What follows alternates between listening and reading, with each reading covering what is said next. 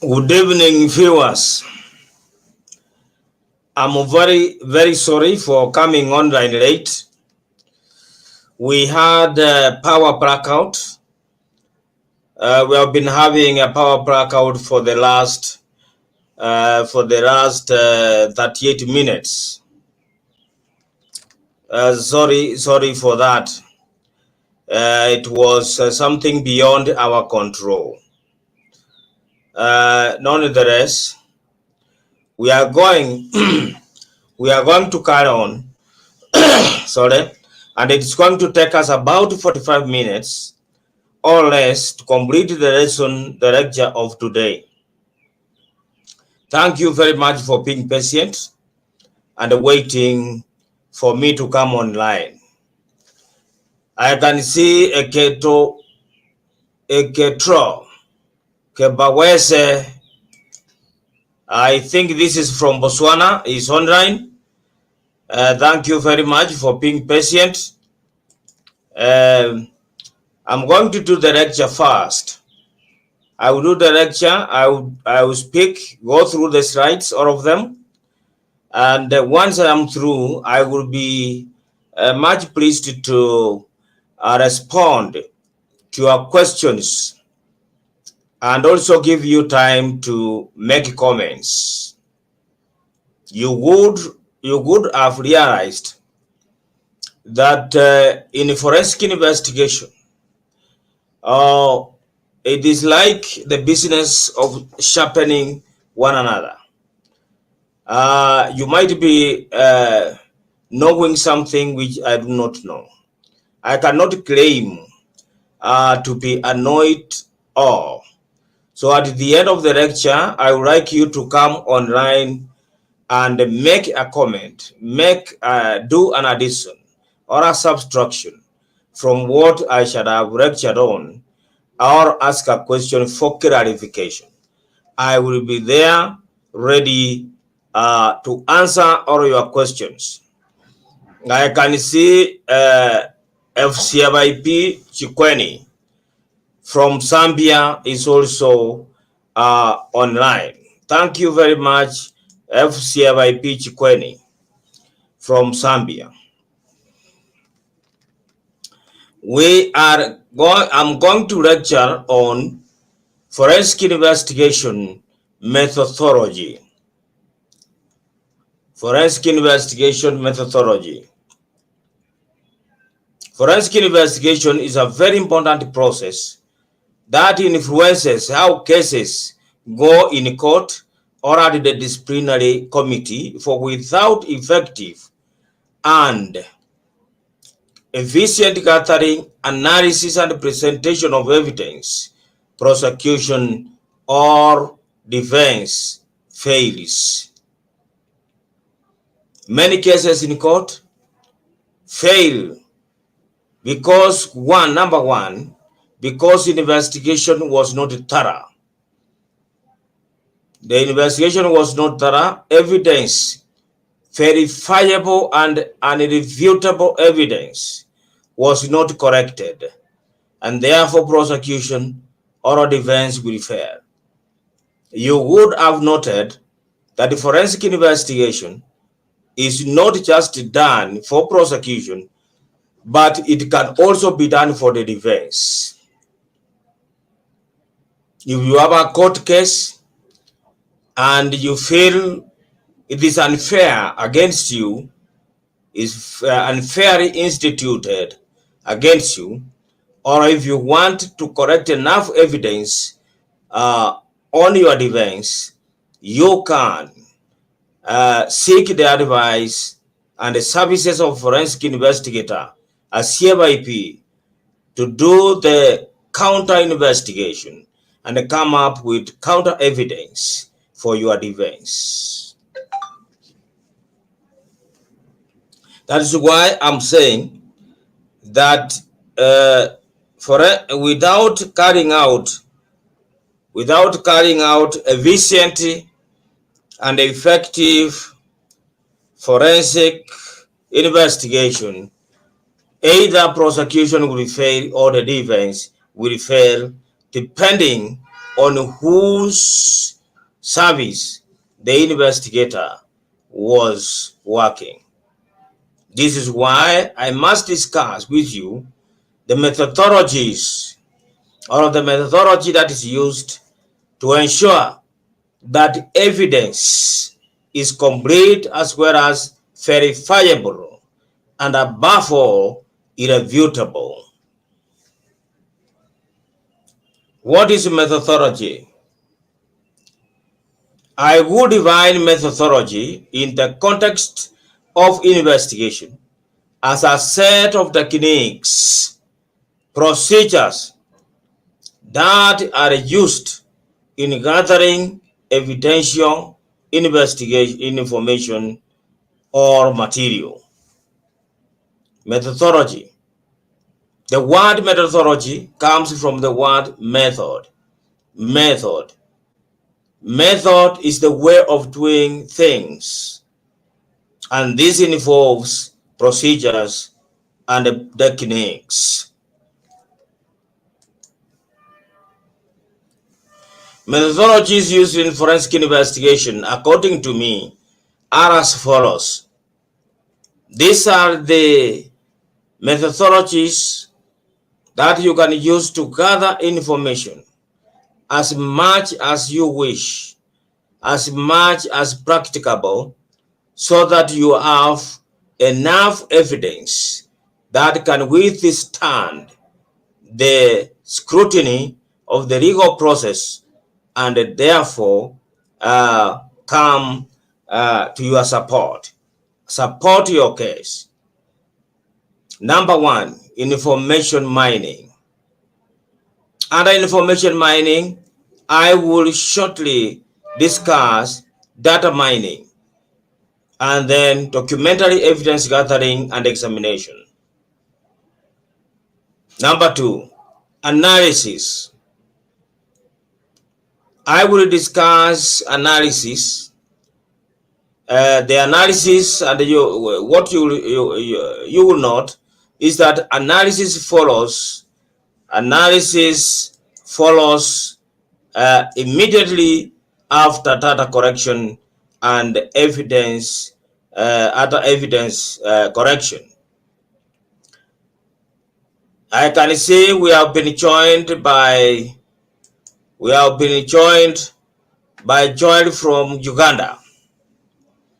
Joel from Uganda has joined us.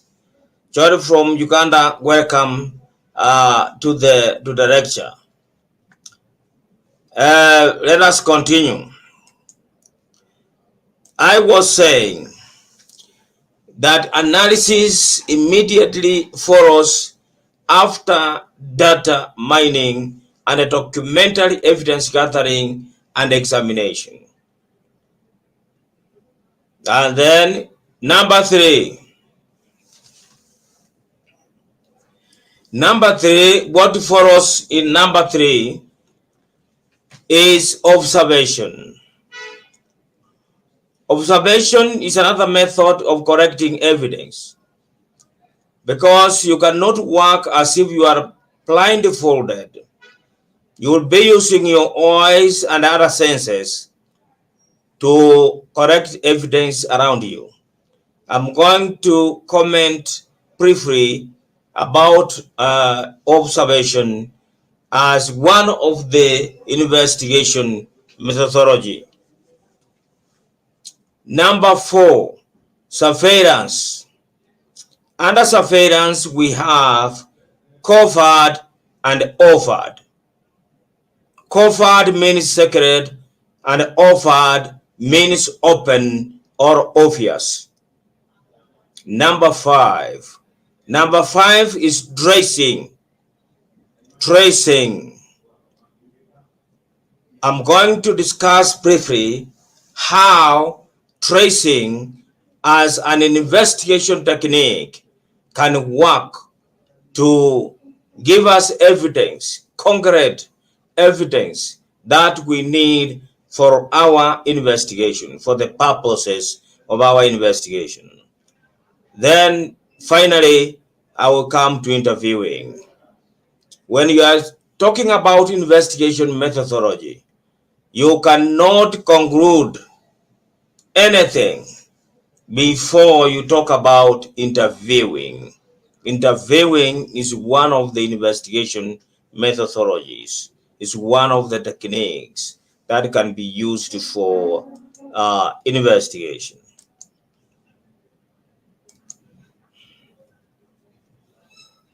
I would now discuss a little bit more in more details about information mining. As I've already mentioned, information mining covers two items: data mining and documentary evidence gathering and examination. Data mining. Data mining can be defined as the extraction of data or raw information from the whole body of an organization system as per set parameters. This means that data of certain characteristics can be extracted for purposes of the investigation. Data mining usually uses investigative softwares or tools such as the ones discussed under social media forensics, or tools that can mine financial or other information, and it will much depend on the purpose of the data mining and the parameters used. When we speak about data mining globally, it means gathering information, gathering raw information from a computerized system. When we talk about data mining, what comes in mind is that we are looking at extracting raw data from a computerized system. Not just a computerized system, but highly computerized system. And this requires digital tools, investigative software, and other tools to get this information out for the purposes of our investigation. Because the system could be having millions and even trillions of transactions, we set certain parameters so that we get the information that is required for the purposes of investigation. Next is documentary evidence gathering and examination. And a documentary evidence gathering, here we are talking about correcting the documents, gathering and correcting the documents that can be used for as exhibits or evidence. This can be done manually, or we can use digital forensics again. This may involve asking for document files and then manually pull out the required documents for examination. Examination may involve just looking at the documents and superficially noting names and amounts on them, or may require finger and handwriting analysis. Under this section, you will note that even financial statements, when you pull out financial statements, you are pulling out documentary evidence. You are pulling out the financial statements so that you may look at them to see whether they have some gray areas that can indicate wrongdoing.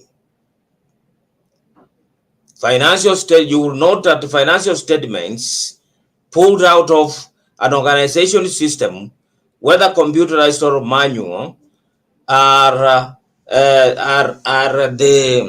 the most important part of our financial fraud investigation.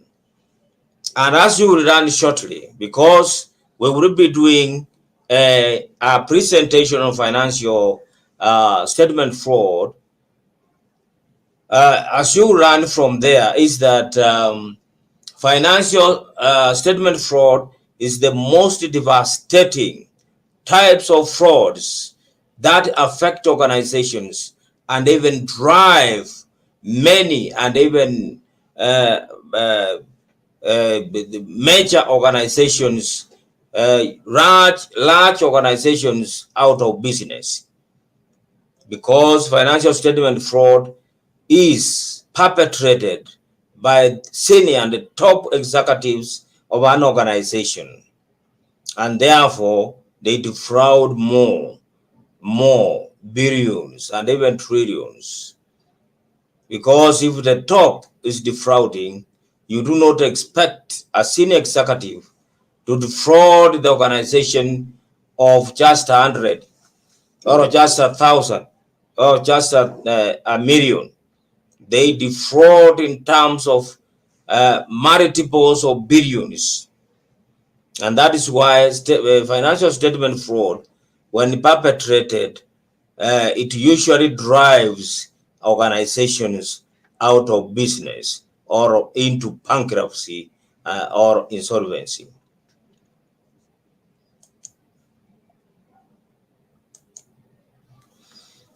We will now move to analysis. We'll now move to analysis. When I look at my dashboard, I can see that we have been joined by Kevin. Kevin is from Kenya. Welcome, Kevin. Kevin has joined us, and then we have been joined by Lebak Nkere from Botswana. Welcome, Nkere from Botswana. We are at the stage of now discussing analysis. We are discussing analysis. After you have data mined the information you require, you have gathered all the information you want, financial statements, all documents together, whether forged documents, invoices, relevant invoices for the purpose of your investigation, all records put together. What follows next is analysis. Analysis. The information gathered and corrected in the course of investigation must be analyzed to arrive at meaningful conclusions. The purpose of analysis number one is to enable you reach some meaningful conclusions. Analysis will also assist in spotting the gaps in information, hence the need to carry out further investigative work. During analysis, you will find that you missed something. You will go back to data mining and a documentary and other records correction, so that you do the you fill all the gaps that you have identified. During analysis is when you will come up with forensic trends. You come up with comparative tables that will show how the fraud was perpetrated, how crime was perpetrated, from which year did the company revenues start declining, for example. The trends will show you that when CEO Sostens joined the organization, the trend of the organization's profitability started declining. The graph started going down. The trend started going down. That will be evidence that Sostens, when he joined the organization, he started running down the organization because of corruption, fraud, and other wrongdoing. Comparative tables will also be plotted during the analysis stage to prove or to show graphically how the crime was being perpetrated and its effect or impact on the revenues and the profitability of the organization. During analysis, you will also find any reconciling items that will need that will be used as evidence of wrongdoing. Reconciliations for an analysis and any reconciling items can be glaring red flags of wrongdoing or can be evidence themselves that there was wrongdoing. Analytics is one of the most commonly used technique in forensic investigation. Analysis also assists in shedding of excess data. When you are doing analysis, you are like shifting through the mass of investigation material that you have mined and you have put together. So when you are doing analysis, you will be like separating the chaff from the wheat, the most relevant data from the irrelevant data, so that you only remain with relevant data.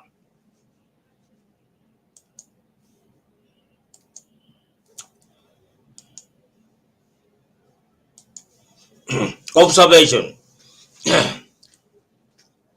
Observation is another methodology, technique. Let me take this chance to welcome Edwin Omondi from Kenya. He has joined us. He's in the class. Join me in welcoming him to the class. Joined late, but not very late, because we were also late in starting. So now we are at observation. Observation. Observation is the use of the power of your eyes, the sense of seeing, and also your intelligence. Because you can sit somewhere and just look at things and look at people, how they are behaving, what they are doing, or you can be pretending that you are passing just around looking for some information, and then you look around, you try to notice how people are behaving. This is during investigation. That is if you are doing corporate internal investigation.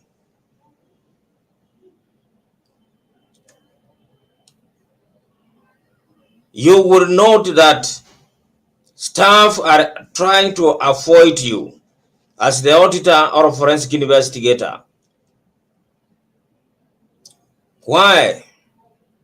When they see you coming, they want to give you a good space. They want to leave you pass without even going close to them.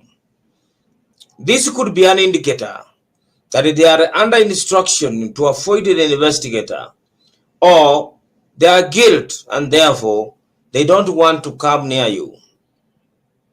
The book of wisdom, the Bible, in one of these books says that the evildoers run away, even when there is none, there is no person chasing them after them. Just run away. They just run away because they are guilt. And therefore, when you see these signs, you must be noting that something is wrong somewhere, or something is up. Sometimes you could be passing, and then you from far off, you see some two, 3, 4 people standing or sitting, discussing freely. They are discussing something. But when you come closer, the discussion suddenly stops. You must ask yourself, why is that kind of behavior? All these indicators will lead you to a discovery of huge evidence if you use your intelligence well. This may imply that they are discussing sensitive matters touching on the investigation when they suddenly stop discussing and then keep quiet to leave you pass without getting a word. What can you do in this scenario? I'm telling you what you can do. Note, take note of the people, or take note of one of them. Mark one of them, but if you could not be knowing the name of that person, mark him, look for an opportune time, and seek audience from that person, whether is he or she. I will tell you that human beings are very good people, very good creatures. They can deny you everything, but they will not easily deny you the word, especially when they are properly tuned, properly enticed, properly talked to. Nobody can deny you the word. They can deny you food, they can deny you money, they can deny you anything, but not the word. The word. Even the most mean people can be able to give you words generously if you talk to them well. So if you identify one of these people and then sweet talk, take that person out for a lunch, explain how your service is important to the organization, is important to the staff, himself or herself, how you are there to help the organization, not to victimize anyone, but to help the organization recover the losses or prevent the losses. The person will be able to talk and give you the information. You might even discover the evidence or the perpetrators or the conspirators you could have not discovered had you not used your observation power well.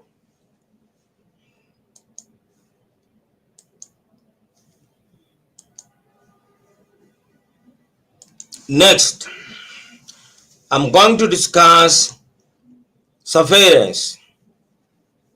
Let me say I've taken 28 minutes and I'm supposed to take 45 so that we discuss. So I have around 17. I will try to move faster. Surveillance. What is surveillance? In the context of forensic investigation, surveillance refers to both an announced or open monitoring of behavior, monitoring of people. Surveillance refers to the monitoring of people, not monitoring of things, monitoring of people and their actions, their activities, their itineraries. Surveillance, their actions. This may involve observing the movement of a person or persons by human intelligence agents or the interception and analysis of telephone calls. surveillance, both announced and unannounced monitoring of human movement and behavior.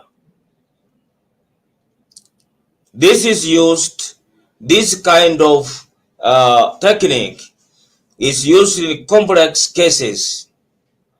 For example, a case involving massive unexplained losses of motor vehicle parts, like we discussed last time when we were discussing social media forensics. If you go back and replay the social media forensics lecture, you will find a very good narration of a case where there was unexplained losses of motor vehicle parts, and it was unearthed by surveillance, something akin to surveillance. And number two is an unfaithful spouse case, or a case involving divorce. Sometimes investigators carry out dirty jobs like investigating and tracing unfaithful partners. I'm saying that this is a dirty job, but it does not produce dirty money. This clean money, because you are offering your forensic services as a professional, but you will need to do or follow up these people to some corners that are not so good, so that you correct the evidence that is required for a divorce case, that is required for matrimonial property sharing after divorce. Surveillance, that is the use of surveillance. There are two types of surveillance: A, covert; B, overt. Covert means secret, as I've said, and overt means open or obvious.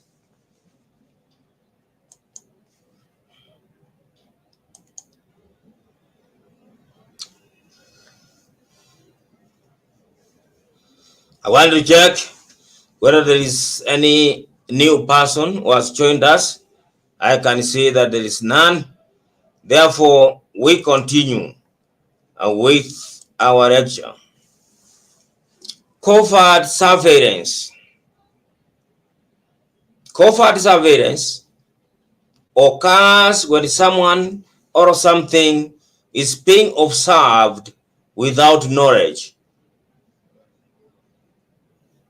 in a clandestine and secret manner. People who are under surveillance are most often under suspicion. Locations and buildings are primarily observed because of suspicious activity or to obtain information about a suspect or the owners. You remember what Jesus said in the book of wisdom called the Bible, that where one's wealth is, that is where you will find his heart. That is where you will find the heart of a person, where the wealth is. So by surveillance around the buildings and the actions and movements of people, you can be able to identify the properties that belong to a certain person, because you cannot be frequenting certain premises and even inspect repairs and even inspect major renovations if you have no long-term interest in that property. Once the suspicion has linked you to that kind of premise or premises, then further investigative techniques can be applied to confirm whether or not that building actually belongs to you. And this will take the investigators to uh, registration offices, licensing offices, to go and confirm whether that building is yours or not. And if it is yours, who are your partners? Are you alone or you are with partners? And if you are partners, who are your partners? This can take you to the land registry to go and confirm who owns the land on which the building stands, the building that is always frequented or visited by the suspect. You will go to the licensing offices. You go to many other places, regulatory authorities, to correct further evidence, corroborative evidence that will support the fact that that building belongs to the suspect. This can also be used to follow a suspect to the hideout, to his hideout, and hence find out who are his accomplices, because a good person cannot keep a suspect.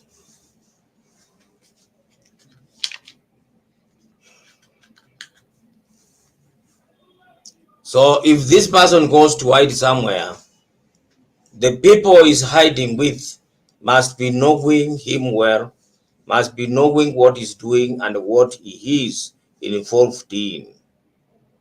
And therefore surveillance will take you there and so that you get some other evidence. You can even get the guns, you can even get the hidden documents from that place by carrying out covert surveillance on the suspect.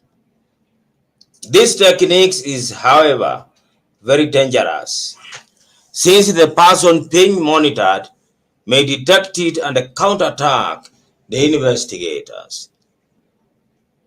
Because it is being done in a clandestine manner, you might think that you have not been uncovered. But what you must know is that the criminals are very intelligent people.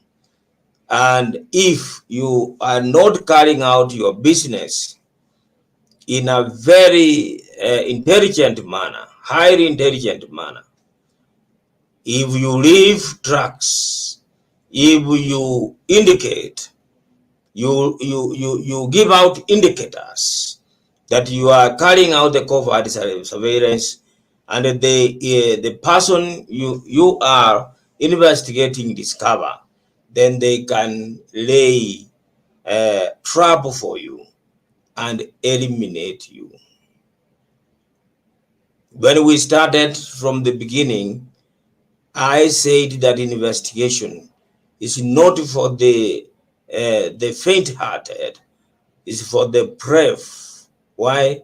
It is a dangerous. Sometimes it's very dangerous, especially when you are investigating hardcore criminals or corrupt people who have defrauded a lot of money from either government or the corporate. They will arrange to eliminate you before you fix them with your investigation. So you must be very careful. The investigators must take good care of themselves during this kind of surveillance. What can you do? What you can do in this case is that you take security. You must take security when you are carrying out this dangerous investigation maneuver. You must be armed yourself, either armed yourself and or accompanied with armed security who can come to your defense and fight for yourself, for you, when need arises.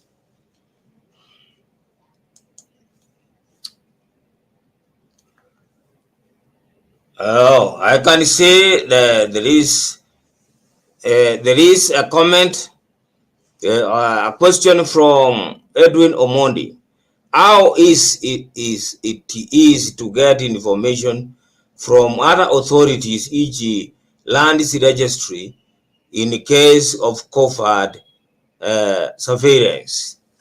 In the case of covert surveillance, this is a question we are going to discuss shortly. I've posted it there so that all students or professionals in the room can prepare to assist me in responding to it. I'm about to wind up the lecture, and therefore you can be looking at that question. That is the only question that has been posted here. But I think more are coming and more comments are coming. I'm about to wind up. I have about 3 minutes to wind up this lecture so that we do short discussion for about 15 minutes and then we wind up.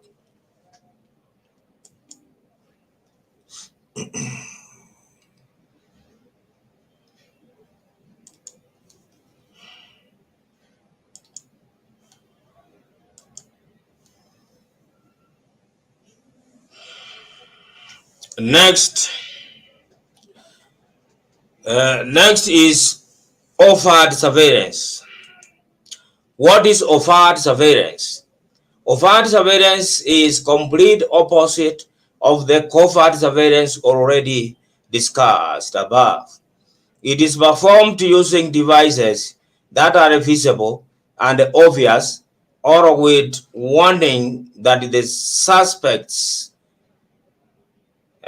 or subject is being monitored. Nothing secret here. The good example is CCTV installation in buildings or designated areas. Another example is warning in writing by management or staff using computers or other gadgets issued by the employer to employees that the admin will be monitoring misuse via internet connections. This kind of surveillance is meant for prevention and the deterrence of wrongdoing. That is the main. This is the main aim of offered surveillance. You are warned in advance. When you enter premises under CCTV, you see a huge warning that this premises is under CCTV, so that you are pre-warned, so that you know that whatever you will be doing in that business will be recorded. You are under observation. This is for prevention purposes, but this kind of surveillance can also be used for detection and investigation. In the case of any incident, then the CCTV will be pulled out, footages will be pulled out for examination, and that will support detection and investigation and even prosecution in a court of law. I'm about getting right. I'm trying to move faster. Tracing.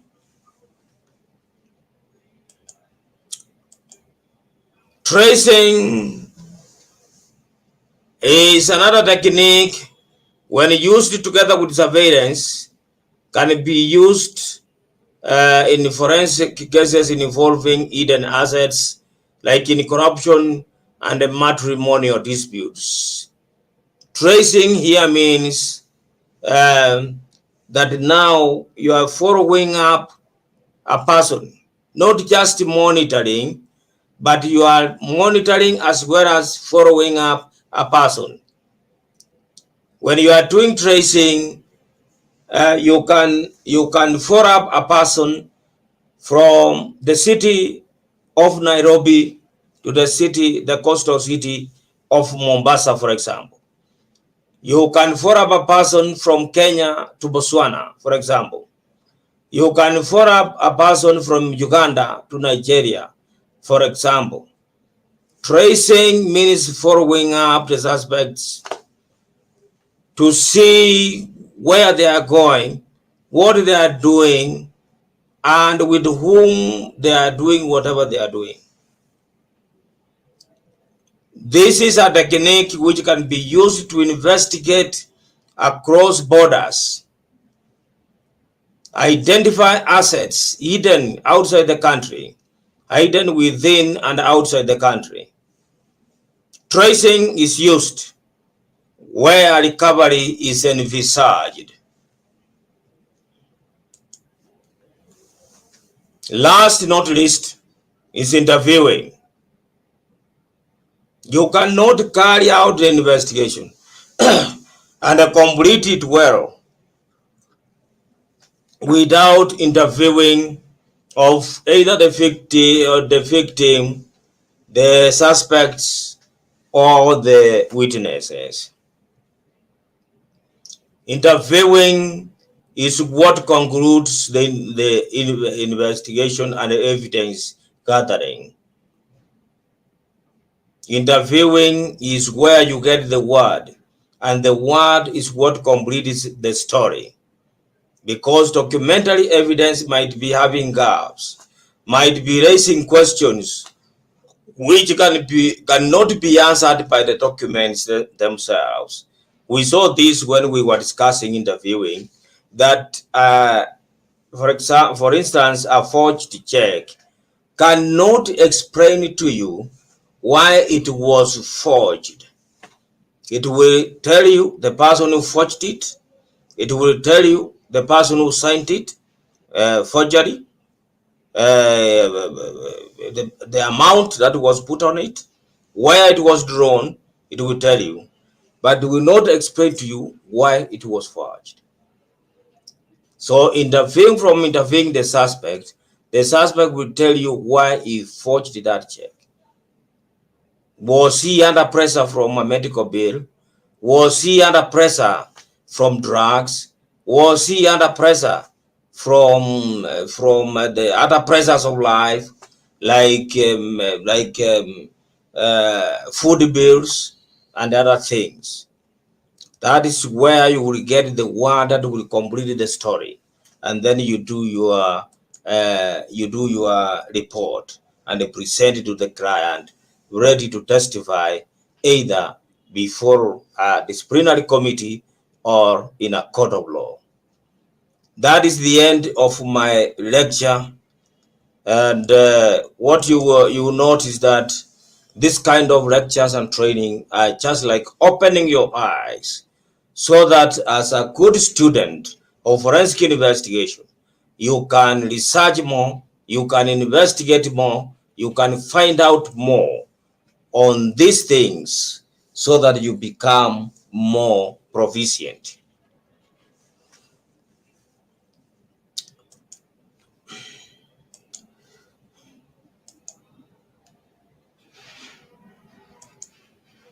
That is the end of the lecture. I've taken 50 minutes. So we have 10 minutes to discuss the questions that have been raised. The first question is from Kevin, from Edwin Omondi. How is it to get information from other authorities, e.g. lands registry, in a case of covert surveillance? This is the question. I had posted it on the screen. Let me see whether there is someone who has responded to it. Can you see? Le Bang Kere from Botswana is saying, when performing an investigation, let me show it on the screen. When performing an investigation, is the suspect investigated allowed to continue to work as usual? Oh, this is another question. So let us go back to Edwin's question. I will say that nothing is easy in investigation. Investigation is hard. That is why you must train well and use your intelligence. You must use your intelligence. Use your common sense. Use your networking ability. Use your persuasion power to get what you want.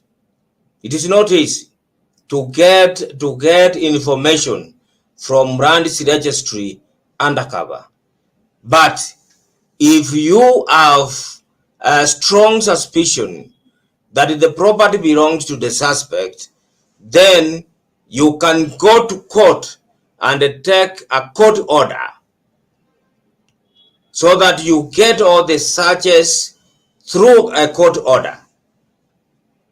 You will get that from if you get a court order drawn, and then you take it to the Land Registry, you get the information. Next question from Kevin. Let me display it.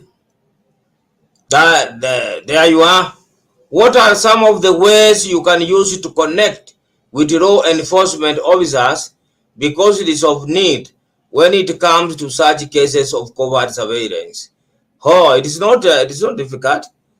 Well, for example, if I take a case of Kenya, because I know what happens in Kenya, is that the law enforcement are there for you at your service.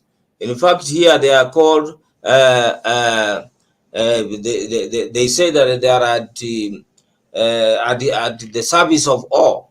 So what you do is just go to the person commanding a police station and then apply for the number of the security people you want. I think they will give you a maximum of 2 armed security policemen, and then you pay the required fee, and that is all. That is all. It is not very difficult. Let us move to another question. This question from Rebang Nkere from Botswana. When performing an investigation, is the suspect investigated allowed to continue to work as usual? When I was discussing in one of the lectures, I gave you an example on how I was given a job to investigate a finance manager. And this finance manager, what I discovered is that he was in control of everything. All the files, all the withdrawals, all the project payments, everything. He was in charge. And then the CEO was like saying that we send him on comparison leave. And then I asked myself, how will I be effective in my investigation without a finance manager if he's the one who knows everything in finance? He's the one who is a custodian of everything. So I advised the CEO to allow him working with me, and I used my training and my natural talent to make him a friend. He gave me all the information. He gave me all the cooperation, and the end result of the investigation is that we did a recommendation that he be dismissed and be prosecuted. But what we got from him is that even the co-directors and even the CEO was like implicated. He gave us all the information. He told us how they were using him to draw amounts from the bank, which he did not know where they took. And when I applied to the CEO for permission to interview the directors, to tell me, to answer some questions about the forgers of millions of cash, they had asked the finance manager to draw for them, to ask them questions, to tell me where they took the money, where was the where the cash was spent. The CEO said no. If you go that route, you are going like you are going to like open a Pandora box. So just leave it to me. Give me the report with the recommendation. I will see what to do. So the CEO covered them, but he later on dismissed the finance manager without handing him to the police for prosecution. And that was him, because we had even recommended the recovery of some 7 million he had defrauded, and there was glaring, the open and verifiable evidence that he had stolen from the organization 7 million within 2 years of his employment in that organization. And we added the evidence that he had used that money well. He did not spend it on expenses. He was a good investor. He invested in Pungaro in his rural home, and that could have been traced, recovered, and sold to recover the money. I think that the answer to that question is well taken by a bank from Botswana. Edwin Omonda again, when investigating a suspect, should you record in writing? What if he does not sign? It is mandatory that when you are investigating, especially interviewing, you must be taking notes. You must be taking notes. At the end of it, you will take a statement from the suspect and he has to sign it. If he declines to sign, then you will indicate in your report that he gave you a report, a statement, and refused to sign. There is nothing you can do. You just stop there. But if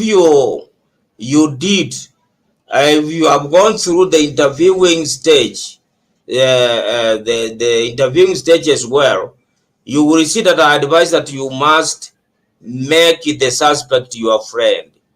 That is during the rapport building stage. And if you met him a friend from that time, he will not refuse to sign. He will resign for you everything, including the confession statement. But it is not easy. You must use your intelligence. You must use your training and experience, and also natural talent. Kevin, again, actually this is common to investigators, auditors employed overtly to oversight various departments within an organization. There is a lot of confrontations and threats. How can one tackle such cases? I don't think it is fair, and it is just for an accountant to be employed to oversight in a confrontational manner. If you are there as an oversight person, you are known that you are there, and therefore there must be cooperation and there must be rules for cooperation. If such rules for cooperation are contravened, if such rules for contravention are contravened, then the culprits must be brought to book. Let me run fast. I'm running against the time. Amagu Choil is saying, can't evidence collected through covert surveillance be challenged in courts of law because of legal limitations? Yes, they are challenged. They are challenged but not all challenges will succeed, because cases, each and every case is considered according to its circumstances. It is not all challenges that fail in court. You know, to win a case in court or to win admissibility, it depends on how you argue the reasons why you did covert surveillance against offered surveillance, why you corrected evidence in such a manner, not in the other way round. You have to convince, the court is there to be convinced why you did it. And well, what I can say is that covert surveillance is used in like a preliminary procedure. Once things have been confirmed, then you move to covert, where you can even interview the suspect. Thank you very much. Our time is up. Thank you very much. Thank you for your listening. Thank you for your patience. Uh, until next time, when we are going to lecture on risk, fraud, and corruption risk management. Fraud risk management is the next lecture. I will reschedule it and then announce it to you so that you get prepared to participate. Bye bye.